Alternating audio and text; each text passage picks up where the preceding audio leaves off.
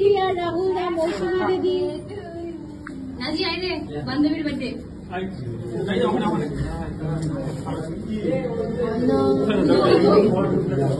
মৌসুমী তোরা দুজনকে খাওয়া আগে। হ্যাঁ দুজন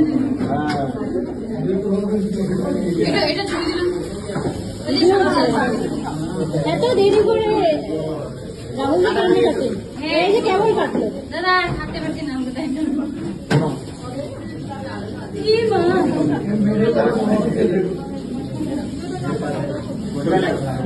ওটা এক গ্লাস ও খাবে না। আমি খেয়ে নিয়েছি ভালো আমি খেয়ে নিয়েছি